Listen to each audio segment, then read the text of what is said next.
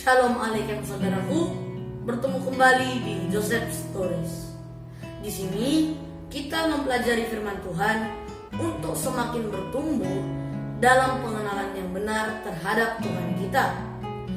Bukan dengan perasaan-perasaan, bukan dengan katanya-katanya, bukan dengan kabar burung, bukan dengan imajinasi atau hayalan, dan bukan dengan pendapat seseorang, melainkan dengan doktrin sola scriptura.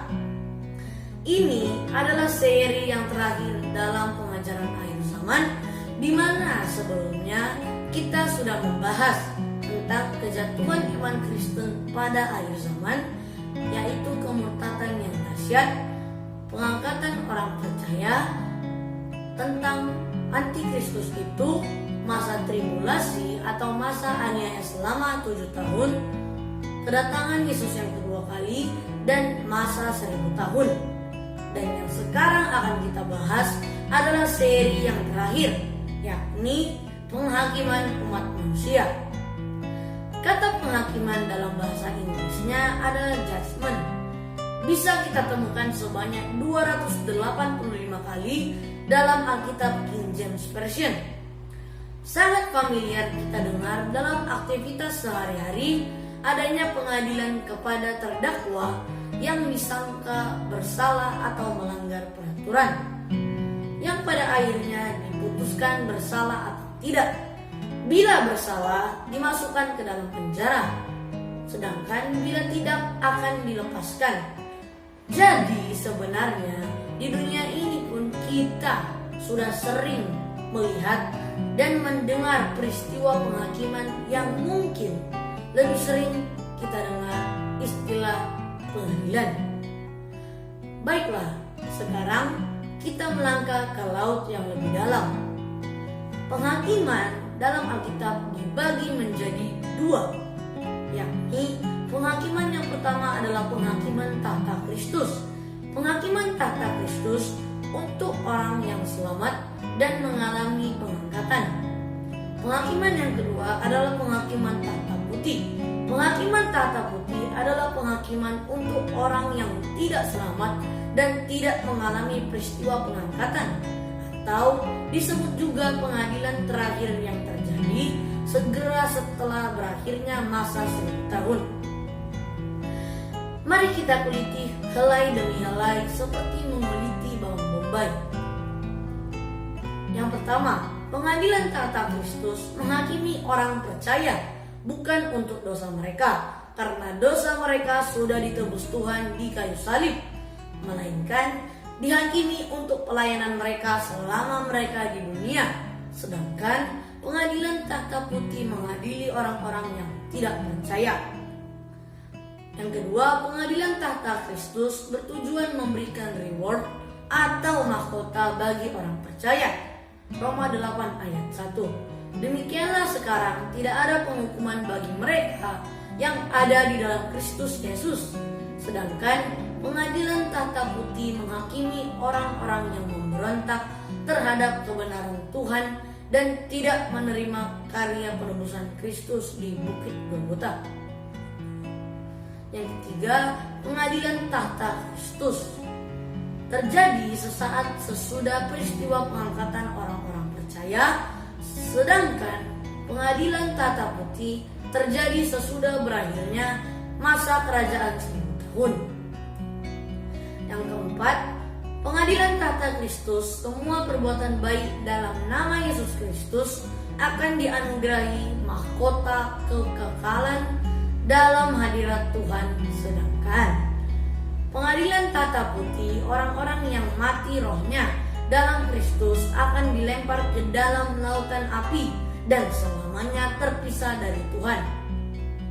Yang kelima, pengadilan tahta Kristus, 1 Korintus 3 ayat 14-15 King James Version. Pekerjaan setiap orang akan dibuktikan, karena hari itu akan menyatakannya. Sebab itu akan diperlihatkan dengan api, dan api akan menguji pekerjaan setiap orang. Pekerjaan seperti apakah itu? Jika pekerjaan yang sudah dibangun seseorang di atasnya itu tetap bertahan, ia akan menerima upah.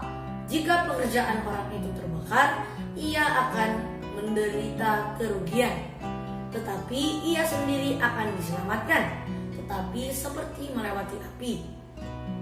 Yang keenam, pengadilan tahta Kristus. Semua orang percaya berdiri dengan tidak bersalah karena kebenaran Kristus yang telah membenarkan dan membebaskan mereka dari hukuman atas dosa mereka. Sedangkan pengadilan tahta putih, semua orang yang menolak karunia keselamatan dari Tuhan akan menerima hukuman atas dosa mereka. Mari kita baca Yohanes 3 ayat 18 King James Version. Ia yang percaya kepadanya tidak dihukum, tapi ia yang tidak percaya telah dihukum, karena ia tidak percaya di dalam nama Anak Tunggal Elohim. Yang ketujuh, pengadilan tahta Kristus dapat kita baca pada Roma 14 ayat 10 sampai 12.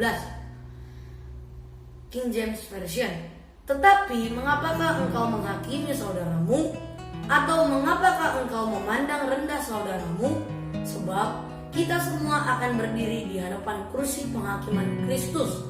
Karena ada tertulis, sebagaimana aku hidup, Tuhan berfirman, setiap lutut akan bertelut kepadaku, dan setiap lidah akan mengaku kepada Elohim.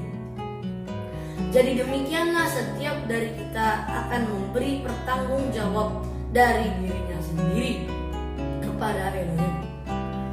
Juga 2 Korintus 5 ayat 10 King James Version. Sebab kita semua harus hadir di kursi penghakiman Kristus, supaya setiap orang boleh menerima hal-hal yang dilakukan di dalam tubuhnya sesuai dengan apa yang telah ia lakukan, entah itu baik atau jahat.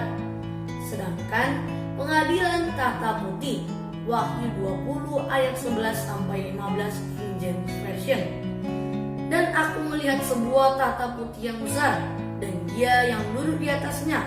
Dari wajahnya bumi dan langit lenyap, dan tempat bagi mereka tidak diketemukan.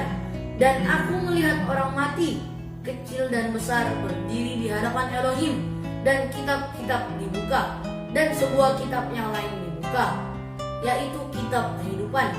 Dan orang mati dihakimi dari hal-hal yang tertulis di dalam kitab-kitab itu menurut perbuatan-perbuatan mereka. Dan laut menyerahkan ke atas orang mati yang ada di dalamnya. Dan maut dan alam maut membawakan ke atas orang mati yang ada di dalam mereka, dan mereka dihakimi, setiap orang menurut perbuatan-perbuatannya. Dan maut dan alam maut dilemparkan ke dalam danau api. Ini adalah kematian yang kedua. Dan barang siapa yang tidak ditemukan tertulis di dalam kitab kehidupan akan dilempar ke dalam danau api itu. Itulah perbedaan dari dua penghakiman yang akan diadakan Tuhan pada akhir zaman nanti, di mana pengadilan tahta Kristus untuk orang yang menerima penebusan Kristus di Bukit Golgota, percaya bahwa Kristus telah mati, dikuburkan, dan bangkit pada hari yang ketiga untuk menebus dosa mereka. Dan penghakiman yang kedua, yakni pengadilan tahta putih, untuk setiap orang yang menolak Kristus sebagai juru selamatnya. Namun ada persamaan dari kedua penghakiman ini, yakni Yesus Kristuslah yang menghakimi. Bagaimana? Sudah siap untuk dihakimi? Mau pilih penghakiman yang mana, saudara? Yang pertama atau yang kedua? Saya tegaskan lagi, penghakiman yang pertama adalah untuk semua orang yang ikut pengangkatan di surga, untuk diberi reward atau mahkota berdasarkan buah dia selama ia hidup di dunia. Sedangkan penghakiman yang kedua adalah untuk menghukum semua orang yang menolak kasih karunia dari Tuhan Yesus Kristus. Itu sebabnya penting bagi manusia untuk selamat agar dosamu ditebus. Sangat-sangat jelas ya pertanyaan saya. Apakah Anda sudah selamat? Sudah? Belum? Ragu? Atau malah tidak tahu? Jangan lupa like, komen, dan subscribe ya. Maju terus dalam Kristus. Haleluya.